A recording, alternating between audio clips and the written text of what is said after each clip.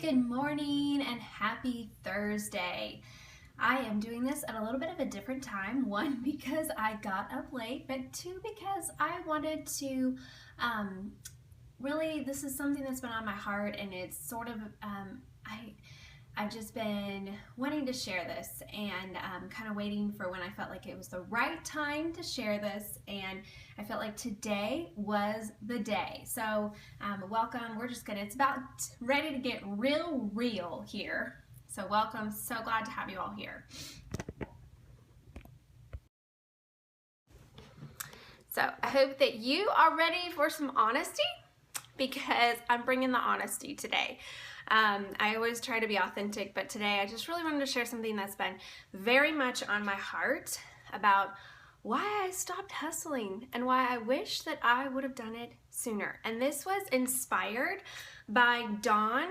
She tweeted it yesterday after my scope yesterday, and she said, "Do you feel like the time you spent hustling was necessary to get where you are, or do you wish you hadn't hustled so much?" And this is a question that a lot of people have asked me, because they're like, you're having a year of rest and you've had a lot of success. You've been blogging in an online business for 11 years. And so you can take this year of rest because you kind of earned it. You've worked so hard to be able to, quote, earn this, and you can take this and it's not going to hurt you or affect your business or whatever. But for other people who you're just starting your business and you feel like you have to be chasing and rushing and hustling and doing all of this stuff, and you look at someone like me and you're like, well, I can say, let's slow down. I can say, let's rest more. I can say, hustle less, because I've put in all the hustle. And so I wanted to address this, and I want to address it right head on. And I'm just going to be really honest with you. Last year was a very, very hard year for me. Very hard in so many different ways. But I remember about halfway through the year, my friend Casey Graham, who, if you are not familiar with him, he's just this amazing man who's really impacted me. And he was in Nashville, and he said, hey, could we go out to coffee? And so he and his assistant, we went out to coffee, and he said he wanted to pick my brain. But at the very beginning of coffee, he asked me a question. He said, Crystal, what are you excited about right now? And I sat there, and and I think I told him nothing. I think that was what came out of my mouth. Nothing. We have a little visitor who's going to come say hi, and I don't want to bring the... Okay, you want to come say good morning? Say good morning. Okay. Yeah, you go back down and you be... Okay? You be with Kara? Here, she's going to be here in a few minutes, okay? But what? Can I stay in the scope? You know what? I'm doing... why don't you check on the bread dough? Is it kneading right now? Yes, it's going into 1 hour and 18 minutes. Can you tell them what did we make this morning? We're making cinnamon rolls. We are making cinnamon rolls. Yes, Stacy. So we are making bread machine cinnamon rolls. Best recipe ever. And the recipe is on MoneySavingMom.com. So good. Brian, we're going to have him waiting for you. So yeah, he was super excited this morning to make cinnamon rolls. And so, no, we don't need to block anybody. It's all nice people today. Bread and butter, right? Your love language. And these have lots of butter and lots of brown sugar. Okay, now you can go, okay. All right, okay. Alrighty, so I'm meeting with Casey Graham for coffee, and he asked me, what am I excited about? What am I celebrating in my life? What am I looking forward to? What am I excited about? And I had nothing to tell him. I said, honestly, nothing. I said, right now at this season of my life, I am just putting one foot in front of the other. And I really feel like I'm not supposed to quit what I'm doing, but it's really hard. And that moment at the time, I didn't really feel like it didn't really shake me up, because I was just sort of like, well, this is what I'm supposed to do and this is what I'm doing, and kind of like almost like in martyr mode of like, this is the cross that I'm supposed to bear, and this is an obedience thing that I'm supposed to do, and this is what God's called me to, and almost like defending. So it's okay if I don't have joy. It's okay if I'm not celebrating. It's okay if I'm not doing things that I'm loving, because this is what I'm supposed to do. But as I could not get that question out of my mind, it just hung with me and stuck with me. And I kept thinking, I don't know that that's the right answer. But it was so busy and it was crazy and there was so much going on. Well, then I had my surgery, and that kind of knocked me upside like I didn't expect. And I really had to end up spending a few weeks just recovering from that. And I know that it was because my body was so worn down that the surgery just kind of was the straw that broke the needle, straw that broke the camel's back. And thank you guys so much of you for sharing. Anyway, so as I'm sitting there, I'm trying to recover from the surgery, beating myself up, getting so frustrated because I have so much that I should be doing, and I just could not seem to do it.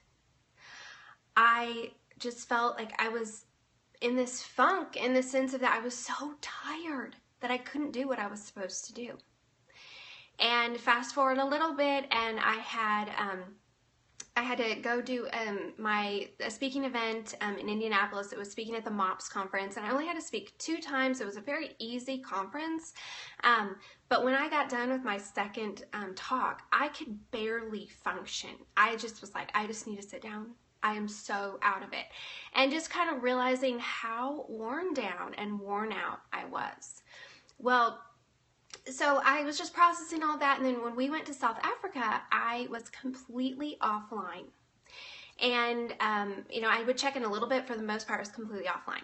And when we were there, it was like God just worked in my heart, and I really just got to this place where I was like, I'm done. Like, I'm giving it up. I'm giving it up. And I was so ready to just walk away from it all. I just felt like maybe that's what I'm supposed to do. I'm supposed to just walk away. And I was very ready to do that.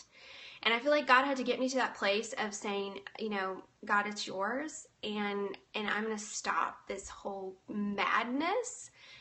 And I'm just I'm willing to give it up.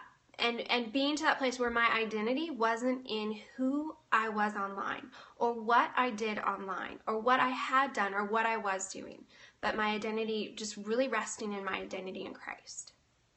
So we came back from South Africa, and I had a book to launch, and that was really hard. And there was some then really big things that happened in the business behind the scenes that were extremely hard for me. And not my story to share, so can't talk about it, but just to say that it really, for weeks and weeks and weeks and weeks and weeks, I could barely really think about anything else. I could really, couldn't really focus on the business, even the day of my book launch, I spent a few hours on the phone in the middle of this very hard situation that had nothing to do with my book launch. And it was hard. And but I feel like that God kind of took all of that stuff to just really break me and get me to the place where I just was like, you know what? I'm going to stop chasing. This is no good. Like, I am going to stop chasing. I'm going to stop hustling. And just really helping me to realize that I had put my identity in what I did. My worth was in what I was accomplishing. It was in my productivity. Instead of just knowing that who I am in Christ, that's enough. So we made some major changes, major changes. And I just said, I'm done. Like, I'm going to stop hustling. And if that means that I need to walk away from all of this, I am willing. I'm going to walk away. But if we can make some major changes and it can actually work, then I'm going to be willing to do that as well. So I wanted to just share that really honestly, and share then some thoughts on hustling, because this has kind of become a buzzword, and I'm not putting anyone down who uses this word. I mean, my good friend John Acuff has the 30 days of hustle, and I feel like there are some people that they need to get off their rear end, and you need to get to work because you're just being lazy. There's a lot of us who we are hustling to the point of exhaustion. And so this is for you. What changes did we make? Well, I'm going to talk about that, but basically what I did was I said, what is draining me and what is exhausting me? And I'm going to say no to almost everything. Because I realized that there were so many opportunities that were coming into my inbox, so many phone calls and opportunities that were good opportunities. Can you be involved in this? Can you write a chapter for this book? Can you do this interview? Can you promote my whatever? Good stuff. Can you go out to coffee with me? Can I pick your brain? Can you help me with this? All this good stuff. And I felt like, well, I should be doing this because I want to help these people. I don't want to miss this opportunity. I don't want to lose this. But it was exhausting me, and they were distractions. So, number one, hustling is exhausting. It can ruin your health. It can ruin your relationships. Hustling is exhausting. That's right. If everyone picks your brain, you have no brain left to pick. And I didn't want to disappoint people, but I realized that I just had to start disappointing people. And I have said no so many times. And the first 10 no's for me, which some of those no's involved letting people go, because I knew that this part of our business that we were pursuing was not good. It was draining me, and there was no return on that investment, and it was just me chasing after something that wasn't a good chase at all. So it can ruin your health, it can hurt your relationships. And I just realized when Casey Graham asked me that question that I had lost my joy, I had lost my excitement, and I had lost my creativity. And I had let other people make me feel obligated. There were so many people that were saying, in order to take the business to the next level, you need to do this, and you need to do this, and you need to do this, and you need to do this. And if you're not doing this, and if you're not doing that, and if you're not doing this, and if you're not doing that. And all of those voices, I let those voices dictate my decisions. And I felt like, well, I need to take the business to the next level because isn't that the smart thing to do? Isn't that being strategic? Don't I want to steward what God has given me? But maybe it's okay to keep it smaller. Maybe it's okay. And I want to be okay with not growing. I want to be okay with impacting fewer people at a deeper level than having these amazing numbers and exhausting myself in the process. So instead of asking, what's going to take our business to the next level? What's going to really help us grow? What's going to really help us earn more money? I started saying, what's best for this season of life? What's best for our family? And so number one, hustling is exhausting. And number two, hustling doesn't equal productivity. And I think this is a message that needs to be out there more. Hustling does not equal productivity. I realized that I was doing so much hustling that was just busy work. And busy work is anything that is taking your time and energy and not producing any measurable results and not giving you any joy.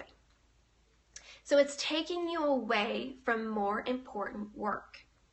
This is going to be different for every person in every season. And so what is busy work for you might not necessarily be busy work for me, and vice versa. Some of you getting on Periscope, that might be busy work for you. For me, it's something that I love. It's something that energizes me. It's something that we really see a lot of impact coming from. And it's a way that I'm creating content for my blog. So it's not busy work for me at this season of my life.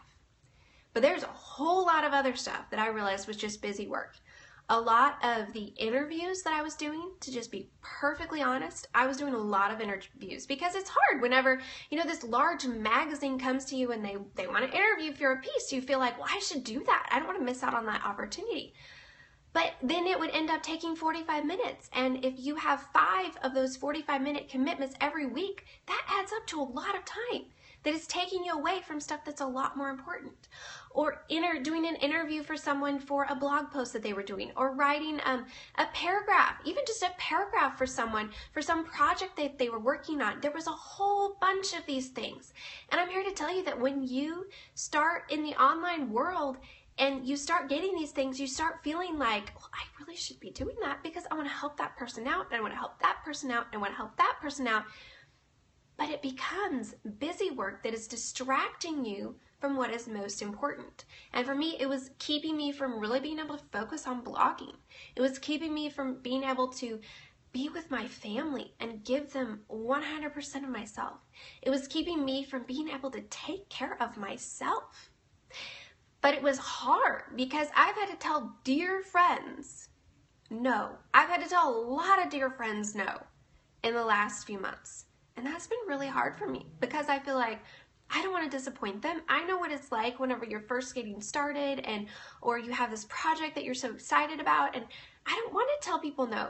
But I just have got to start saying no, because otherwise all these yeses become busy work, and they had become busy work for me. So I want to challenge you with this, that really pay attention to what you're spending your time on. Is it busy work? Is it something that's distracting you from something that's more important? What is busy work for you? For me, I defined it as, for me, it was doing a lot of interviews. I just really have said no to almost every single interview over the last few months. And the first few that I said no to, it was hard, but it's gotten where it's really freeing for me to just know, you know what? I just bought myself 15 minutes or 45 minutes or an hour and a half. Managing people, for me, I realized that I was managing too many people. And the funny thing is that we've had multiple people come and say, hey, I want to help you have your year of rest, so can I work on your team so that I can help you with that? And it's so sweet that people want to do that, but honestly, I can't manage any more people. Like I was sending so many emails every day just to manage people that it was keeping me from what was the more important things. And so now I've just really had to step back and let some of the other people on my team, be managing other situations and other projects and people. I've had to let some things go, let some projects go, let some people that we were working with go. And because I realized that this is busy work for me. Yeah, delegating is still work, and that's what a lot of people don't, I think I didn't realize. You think, well, you bring on more people and they're going to help you out, and then you're going to have less work, which can be the case, but it can also be the case that it's a lot more work because you're managing. Okay, and then being the CFO, for me, that was really weighing me down.